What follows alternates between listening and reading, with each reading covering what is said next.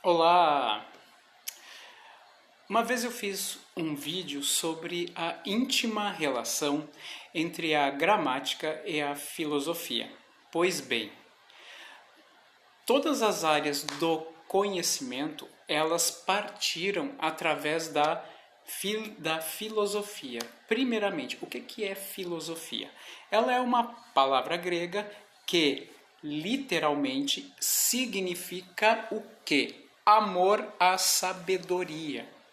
Pois bem, quando o homem se predispôs a se, a se questionar sobre as coisas do mundo, ele fez filosofia. Ou seja, quando ele quis superar aquela fase do mito. Porque o mito, ele é o quê? Ele é uma explicação falsa para uma realidade.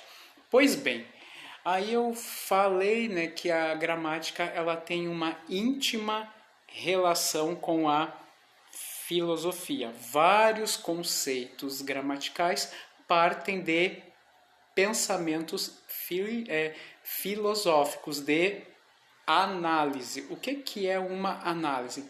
Também é uma outra palavra grega que ela faz o quê? Que ela quebra um todo, e fica organizando as partes que têm algo em comum entre si.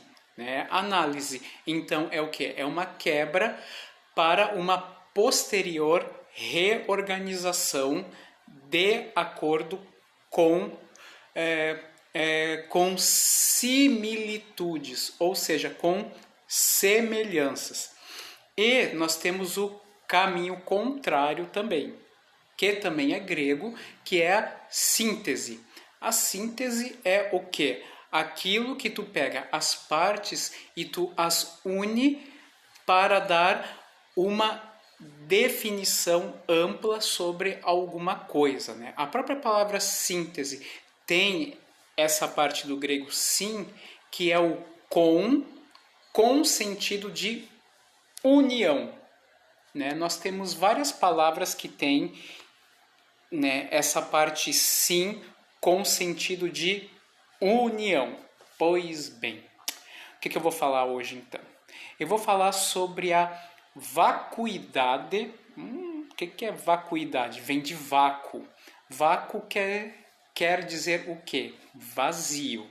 Aí já é uma palavra latina. Vácuo é vazio. Então, vacuidade é o quê?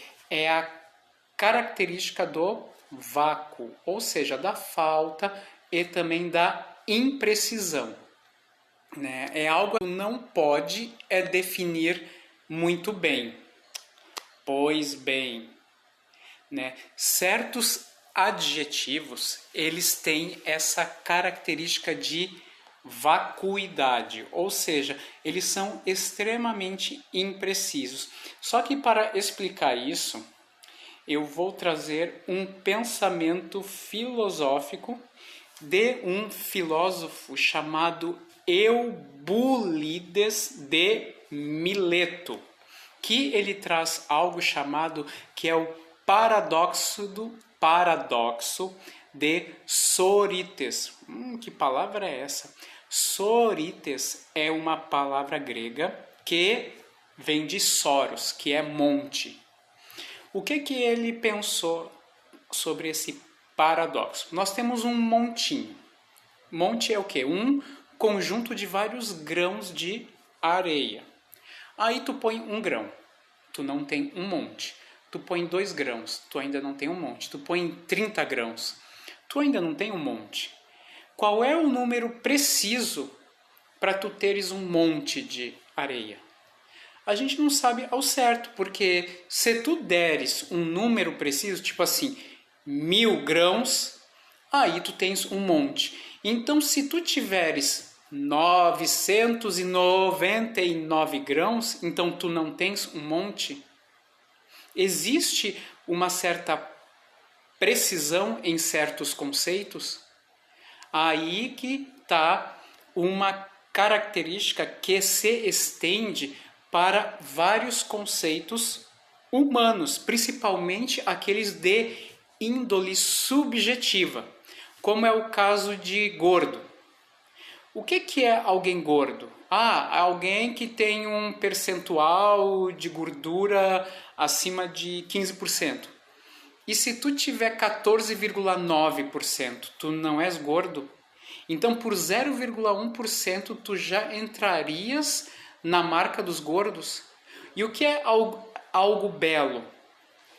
Algo belo, por exemplo, alguém pode falar que é algo que é simétrico, mas fora da escultura, onde há simetria entre nós humanos, né? É o nosso próprio rosto, não é simétrico. Então, esse conceito de beleza, ele vai ser o quê? Ele vai ser extremamente impreciso, né? Então, por causa disso que quando nós fazemos um texto, principalmente textos descritivos, nós temos que cuidar o uso desse tipo de adjetivo que tem vacuidade, ou seja, que tem uma imprecisão, ou seja, não é algo muito concreto. Então, esse paradoxo desse filósofo grego que eu falei, o tal do Eubulides, que é o paradoxo de Sócrates, relembrando que vem de Soros, monte, ele quer dizer o quê? Que não existem verdades incontestáveis e também extremamente definidas. Por exemplo, nós podemos aplicar isso onde? Podemos aplicar isso na pessoa que está fumando. A pessoa que está fumando, aí ela fuma 1 cigarro, 10 cigarros, 30 cigarros, 800 cigarros, 1.100 cigarros, e aí no 1237 ela morre de câncer. Dá para fazer uma precisão de qual o número de cigarro que, né, desencadeou o câncer? Não. Por quê? Porque isso aí é uma certa vacuidade, isso aí é um conjunto de coisas que vai desencadear alguma coisa. E isso também muda de acordo com cada pessoa. Por exemplo, alguém que fuma 600, né, cigarros pode ter câncer, mas outra pessoa não. Então isso aí que traz o paradoxo de Sócrates. Aí, no século XX, um matemático lá do Azerbaijão, se eu não me engano, o nome dele é Loftzadal, uma coisa assim. Ele pensou em uma certa relativização da verdade. Ele fez algo meio assim: o zero é a mentira total e o 1 seria a verdade absoluta. Por exemplo, algo pode ter 0,8 de verdade e 0,2 de mentira, né? Coisas que nós contamos, coisas que nós pensamos em certas épocas, de acordo com o cabedal de conhecimento de uma certa época, vai ter uma verdade tida como 1.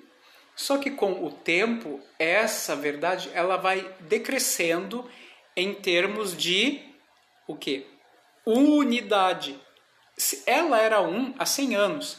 Hoje ela pode ter 0,7 de verdade e 0,3 de mentira. Ou ela pode ir de 1 para 0, ser uma grande mentira, né? Então, esse cara, matemático lá do Azerbaijão, ele fez com que aquela lógica clássica grega em que as afirmações ou elas são verdadeiras ou elas são falsas, isso aí veio meio que caísse por terra. Então isso também se aplica à parte gramatical e também à parte textual. Por quê? Porque nós temos que tomar um certo cuidado nas suas descrições. Isso aí mostra o quê? Que certos adjetivos, eles estão naquele vácuo lá do paradoxo de Sócrates, em que tu não sabe é o número certo para que tu classifique aquilo ali como um monte de areia, né? Ou, por exemplo, a gente pode pegar e pode fazer isso com o cabelo. Alguém que tem muito cabelo, aí tu arranca um fio, 10 fios, 15 fios, 60 fios, essa pessoa ainda vai ter muito cabelo. Mas qual é o número de fio que tu arrancará que ela vai ser vista como alguém calvo? A gente não sabe. Por quê? Porque isso aí está dentro do paradoxo de Sócrates, que é aquela imprecisão de certos conceitos. Porque alguém é calvo para X, mas para Y ainda ele não está no patamar de calvície. Tranquilo? Então isso que nós temos que cuidar quando nós redigirmos alguns textos, principalmente com partes descritivas. É muito mais interessante, né, mostrar esse tipo de aparência, né, cotejando com algo do mundo real e não emitindo um juízo subjetivo. Por exemplo, alguém magro, né? O que é alguém magro? Vai depender da altura, vai depender da tua compleição física, vai depender de várias coisas. Ele é magro, ponto. Essa frase, ela tem o quê? Vacuidade, né? Não é aquilo que vai te convencer de fato. Entenderam? Beijo.